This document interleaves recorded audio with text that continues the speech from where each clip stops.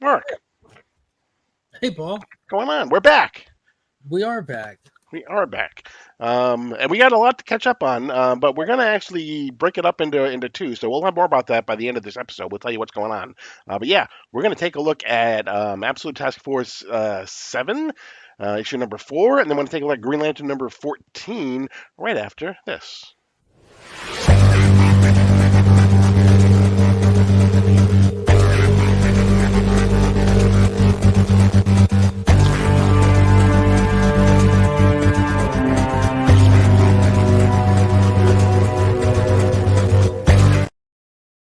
Before we get started, don't forget to hit the subscribe button. Make sure you hit the like button. Leave us a comment. Let us know how you're doing. And while I'm thinking of it, don't forget to go out to cbcawards.org.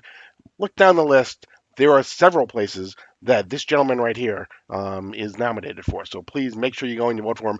Do it early. I can't say do it often because that's against all voting regulations. But do it early, and that way you don't have to worry about it. Do it Um, often. Exactly. If you can find a way to do it often, I'm not telling you you should, but I you recommend should. dead people. Exactly. Fantastic voters. Exactly. Exactly. But yeah, he's the five-time nominee, so deserving in every single category. So go out there and vote for him. So, but we got a And lot Paul to talk voted right about. with me for Out Weeks In. Oh, We that's were right. nominated for that show. Yes. Yeah. Um, we got a lot to talk about, but we're going to actually break it out. We missed a week because life gets in the way. That stuff happens. So we're going to break it down though. So we are actually going to have a second episode this week. We're going to talk about in this episode. We're going to talk about Absolute Task Force 7, number 4, Green Lantern number 14, and then we'll do Superman and Wonder Woman in a Thursday episode. So. Um, so we're going to be here all this week. You won't be able to get rid of us. We'll be Um, all caught up. We'll be all caught Exactly, up. and then we'll be all caught up because we got. I mean, it is like we Not are hot stop. and heavy in the middle of absolute power. We are, charging on to all in the absolute comics. So, I'm so um, excited for that. absolutely, absolutely. If you don't know what absolute comics is, you can get kind of a sneak peek of it if you go over again to this gentleman's videos. You can find something on a little absolute power Batman ash can that came out of San Diego Comic Con, so he'll take you through it. So make sure you take a look at those as well. But let's start with Absolute Comics Task Force 7, number 4. Bless you, Paul. And then I had to cough. This one actually has failsafe, which I thought we had kind of. I mean, I know failsafe was one of the Trinity and everything, but I kind of thought that we had. This was going to really be the new Amazos, but this one kind of isn't. Yeah. So this is the same formula, though. We are taking one. He is one of the Amazos in a sense. He's the leader of the Amazo army, but we're following him while he's hunting down Nightwing and whatever other heroes are on the run with Nightwing that are hiding under Gotham in a very familiar area for those Batman fans out there. Correct. So Voodoo is moving around inside the Court of Owls maze, is where we find her. I thought that was the And drummer. Silly me. you thought it was who?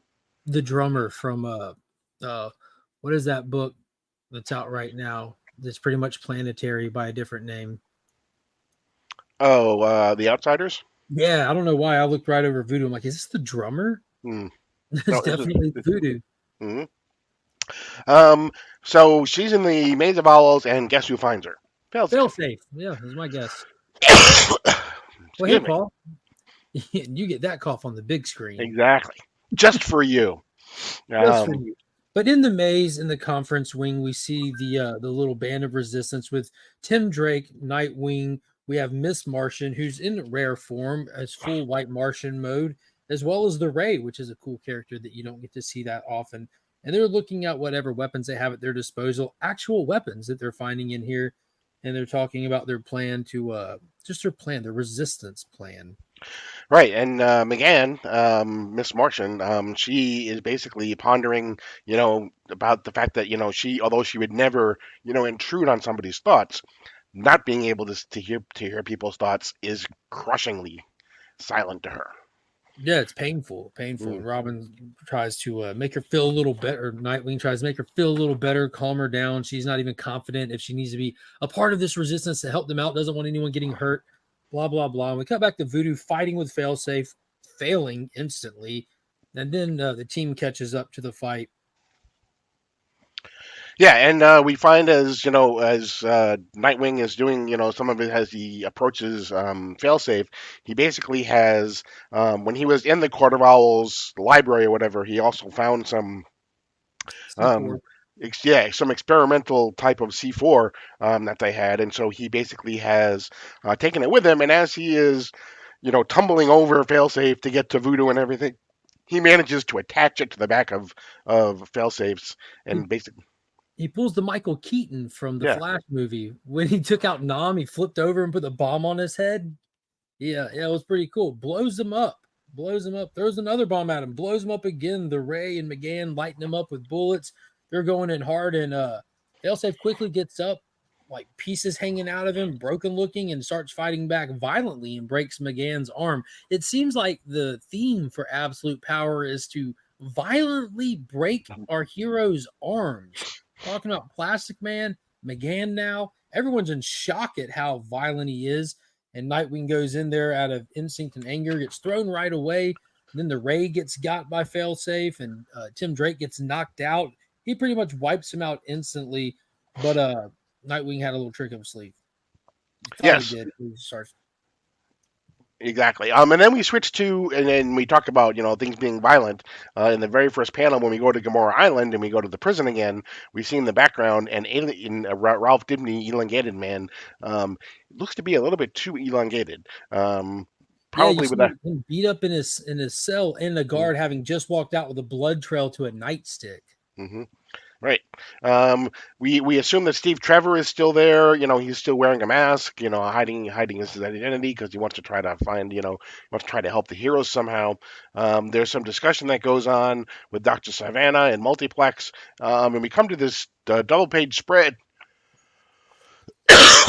All the villains being forced to construct a Stargate under close watch by the guards and the guards' nightsticks. Steve Trevor says, "What the he double hockey sticks?" And then we cut back to Failsafe. So He there was is a lot of cool stuff happening with Steve Trevor, just kind of meandering around under the cloak of being one of the guards. right. We go back. McGann is now lying on the ground. Her arm has been broken. Nightwing is still, throwing stuff at Failsafe. He basically just throwing anything he can find. Um, Waiting on him to throw a shoe. exactly. We find some more explosions that happen, and then we actually end up with everything. The floor falls out. They fall even further down below where they were, which they're surprised that Amanda Waller didn't know that was there. And so we find McGann and Tim Drake and the Ray and Voodoo now are way down below. McGann has been taken. And Excuse the me. rest of them just kind of limp off, barely getting away through the catacombs of subterranean Gotham. Right, and we actually start with. We actually end with the same way that the issue started, and that is with Failsafe basically saying, Batman always wins. With Nightwing vowing that he's going to do whatever he needs to do, including blowing anyone apart, tearing them limb from limb, to get McGann back. If So Failsafe wanted to get him a little emotional, and it worked. yeah, You get emotional, you get sloppy. yeah, exactly. So this was, it was fine. It was serviceable, but Oh yeah, um, this um, wasn't what I wasn't anything I was like excited for in a sense, just because we've had so much Failsafe. He's like the longest running plot point to any of this outside of Amanda Waller being like the right, foundation of it all. But right. Failsafe is just kind of like just we know about Failsafe. There's so much cool stuff that we're waiting to get information about. The pacing was great, the action was great, the stuff with Steve Trevor was great, very short lived, but I love that they are advancing the bigger plot in each of these installments where it doesn't feel like, oh man, I didn't get nothing out of this. I don't get excited for Failsafe like I get excited for the other Amazos currently. Right, right. And so you got it does leave you with some questions though, like what's going to be on the other side of that Stargate? Is that going to be Dark Side maybe? Oh, that's a good one because We do know because of the formation of the absolute universe that Darkseid is supposed to play a hand in it. We do know that Mhm. he's supposed to show up by the end of this, and I keep forgetting because I get so invested into what I'm reading that I'm not thinking like, Darkseid's going to show up at any point. At any Right. point, they're about to open a Stargate to Apocalypse. These idiots. Yeah, that's what I'm thinking. If they do, God, they're dumb if they do that. Yeah. And what happens if the Stargate and the Mother Box end up, What doing if something? Darkseid just comes to get his mother box? I mean, like he doesn't just let people have his stuff. That's really not his style. We still don't even know. Like that's not necessarily like this Earth's mother box. We don't Right. know whose mother box it is. What's up with the huh? Right. And we know the Mother Box is actually on Zarnia, right? Mm-hmm. So there's lots of different things. Is the Stargate supposed to lead everyone to Zarnia again, so that Amanda Waller can set up a place there with all of her dead relatives? Who knows? I wonder what's going on with Earth 3. We know that she conquered and came back, but Hmm. could it be to there? Does she have some kind of ace up her sleeve that she has sitting there waiting on us? Like, who knows? There's Yeah, so much there is. potential is the good part. Like, this is so well crafted and wasn't thrown together hastily that there's so much good stuff that can go on, so much to speculate about with the story in this. Absolutely. But that brings us to the other one from 2 weeks ago. This is Green Lantern number 14. 9 out of 10. Um, yeah, exactly, absolutely. And I just got to say, I was telling Mark ahead that the covers on all of these tie-ins have just been kind of incredible. Besides the silver border and everything, I really am enjoying kind of like the excuse me again, kind of like the soft type art that you see here. Yep. It's And it looks like on. it's on canvas too. If you look Yeah, close at it, exactly. you It can definitely see looks like little, it's painted. So, yeah, you which can see is. the canvas texture to it. Mhm. Um, so we go. This is obviously, this is going to be about Hal Jordan. We know that Hal has basically he is walking around Gamora Island, or kind of like uh, He broke out of his exactly, restraints. yeah, exactly. He's I mean, trying to figure out how to escape. And we catch up to him right in the beginning, kind of doing just that. And he's walking through like the loading dock where they have all kinds of stuff coming and going, mostly all the weapons, all the artifacts, anything that they can find from any hero or villain out there. They're stockpiling them all. And Hal just first thing he's thinking, he's like, I need to get some gear back. And he runs up and he sees someone with the ring and he decks the guy, smashes the case on the guy's head and puts his ring on and goes running. right, So he's instantly armed. exactly. But we switch quickly to the other story that's been going on, and that is in the last, not issue number 4 that we just covered, but in the issue previously of Absolute Task Force 7, we talked about Jadestone. The introduction of the Amazo robot that stole the power from a lot of JSA members, as well as Alan Scott Green Lantern, and it took on unique powers from him. It took on a consciousness, and Alan Scott basically left that issue uh, being a steward for him to keep everyone safe. He's like voluntarily goes with this Amazo that's no longer thinking for Amanda Waller, but conflicted and thinking on its own and trying to experience and figure out what this consciousness is. So we pick up with Alan Scott across from Jadestone playing chess, kind of just trying to discuss, think, and talk about consciousness when the alarms go off and Jadestone is forced to leave their in-depth conversation, which was like the best part of the issue, and go check on what's happening. And we cut to what's happening and instantly see Hal Jordan diving through the air, dodging bullets, hiding behind crates, looking for things to fight back with. And the first thing he comes across are some guns, but not traditional guns, not just any Mhm. guns. These guns are shooting non-lethal ketchup and mustard. That is, in fact, the Condiment King's weaponry. And he takes off with them. He grabs whose trident did he get? Blue Devil. Blue Devil's trident. So he's the stunt man. So you hit a button and he goes taking off, Mhm. sends a villain through the air, and he just keeps opening. He gets the javelins, and it gets pretty funny. But then Jadestone shows up, and it's very menacing the way he shows up as well, just towering over him, imposing, intimidating. And we leave him there for a minute, and we get to catch up now with our JSA because the Green Lantern book has been servicing what's going on with the JSA characters since the Blitzkrieg as well, and they also have Hal's old lady. Correct. We basically see Carol Ferris as well as the Justice Society of America, minus Alan Scott because he is playing. I mean, a kind of interesting symmetry. He's playing a chess game against Jade Stone at the time. So, and as Jade Stone gets up to leave to go to take on Hal Jordan, Alan Scott just says checkmate. Mhm. Um, Could you tell who won? I tried to look close. I couldn't tell who won. Jadeson was so confident that he was going to win. I don't think the game is over. I think that because he said Jadestone told Allen, you basically are going to lose in 3 moves. Um, but then I don't think the game is over. But Allen is saying that as part of the conversation that he has now checkmated the consciousness or whatever the internal stuff Got of you. Jadestone. Yeah. So Yeah, this Jade Stone stuff is fantastic. See, this is why the failsafe thing wasn't as right, exciting. There's just right, so much cool stuff happening with our other Amazos. right, But over at the Tower of Fate, the JSA successfully made it their safe haven for magic users, and the tower is always moving. No one's going to really discover it, save for Jadestone, and he's obviously preoccupado, and they're sitting there just kind of also licking their wounds, trying to make sense of what's going on and everything. And it's kind of just like a chill moment, nothing very major. You just pretty much just checking in. right. And they basically tell Carol Ferris that they need someone who has power to help them fight people.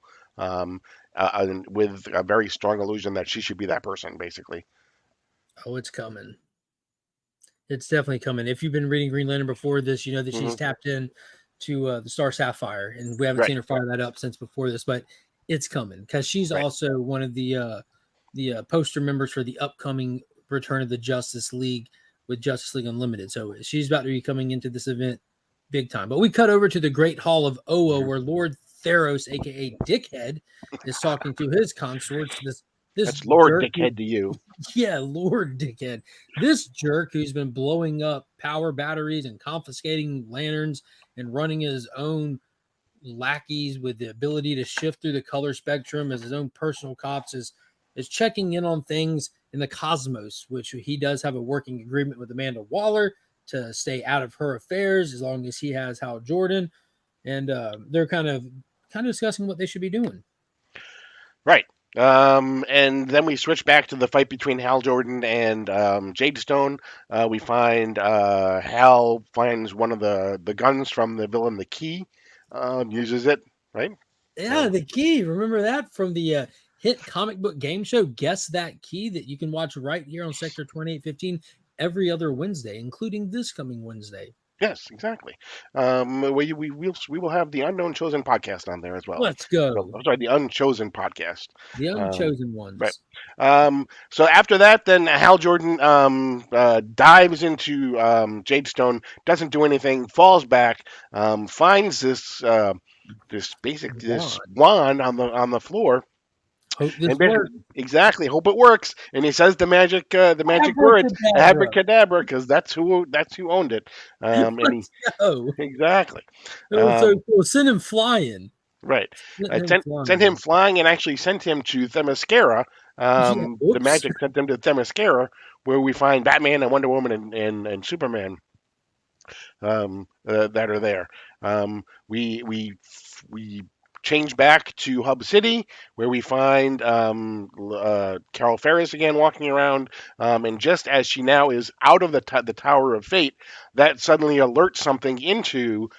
Remember that person that she was supposed to marry? That She left hanging. exactly. As soon as she Who's steps out of the realm, the magic realm, and into the regular world, he awakens again, and his eyes turn, and he now says basically, Carol Ferris, you what you did you shall say? know my You shall sorrow. know my sorrow, right?